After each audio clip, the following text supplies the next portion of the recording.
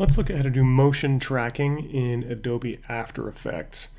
What we first need to do is bring in a video clip. So I'm going to click here on New Composition from Footage and bring in the clip to use. If I hit spacebar, you can see what this clip is. It's the silhouette of a plane flying through the sky.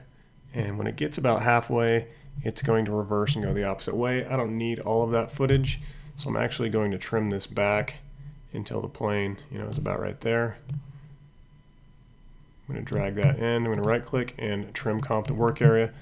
And then on the other end, I actually want the plane to be in the sky to start with. So I'm going to do the same thing here and take this end and trim it forward and trim comp to work area. So now we've got a smaller clip to work with.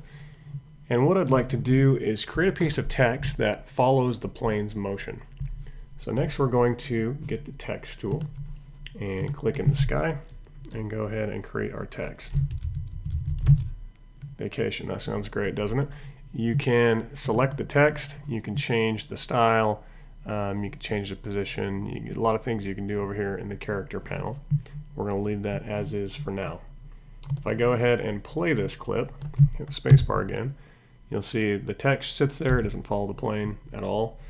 So the next thing we need to do is track the motion of the plane and apply its motion to the text so it follows it the exact same. To do that, we're going to need something to hold all of the plane's movement or motion data. So we will go here to Layer and then to New, and we will add a null object. The null object doesn't really do anything at this point, it's just a placeholder. It's going to hold that data later. So after that, we're going to track the motion of the plane. So you could right click on the plane footage and go to track on the motion, or you can come over here to the tracker panel, and when you select the footage, you can pick one of these options. We're going to actually track motion. You can track the position, the rotation, the scale. We're going to keep this pretty simple. We're only going to track the position. And so I'm going to zoom in to make this a little bit easier. I'm actually going to bring this all the way back to the beginning, and I'm going to zoom in on the timeline so I can see. And here's the track point, the area that it's going to try to follow all the way through the clip. We want to track the motion of the plane, so I'm going to click here and move that down to a high contrast area, so something like this. So if I go there, and I think that's a good point, I can go ahead, I'm going to zoom back out, and I'm going to hit play forward here. I'm going to have it go through and try to track that same spot in every single frame throughout the clip. So I'm going to go ahead and hit play, and you can see it just doesn't work out. It lost it. And I think the reason being is the plane is moving fast enough that it's moving through the area of the tracker. So let me show you what I mean. If I zoom back in, I believe, right, this is the area that it's looking for that spot in every frame. And if the plane's moving faster than that, in the next frame, if it's out of that area, it's going to lose it. So if that happens, you can actually increase the size of your search area. And in fact, let's go a little bigger. And that way, if we move one frame forward, you can see it's still inside of that area. So that should probably work this time. So I'm going to go back to the beginning, and I'm going to hit play forward or analyze forward again. Let's zoom out to see this.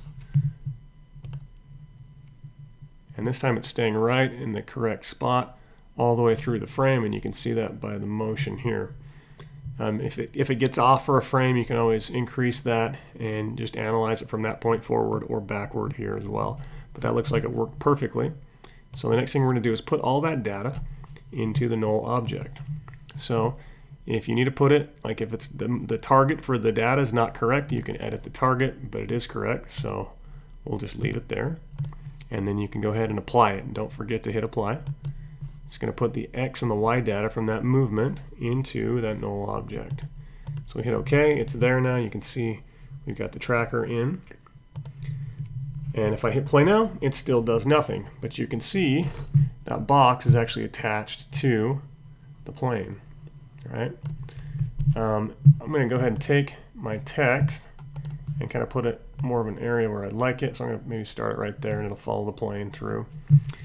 So the next thing to do is basically attach this text to that null object data so it follows it. And so we need to do something called parenting. So the text is the child and the null object is the parent, and the child will follow where the parent goes. I don't currently have my parenting option out here, my pick whip, and if it's not showing, all you need to do is right click on one of these and go to columns, and we're going to show the parent and the link. There's this pick whip here. You can actually just select the parent, or the quick way is to just take the vacation text, click on that pick whip, and just drag it to the null object. And you now have made the parent of vacation this null object. So now when we play it through, you'll see that vacation text perfectly follows that. So let's go ahead and hit the spacebar and play it, and you can see that it plays through the frame. And that's a perfect job. When you're finished, you just need to simply export. You'll go to File, Export, and you're going to add it to the Adobe Media Encoder queue, which will then allow you to choose a format, to name it, and to choose a location. And then you can go ahead and hit play, and it will let you export that file wherever you would like.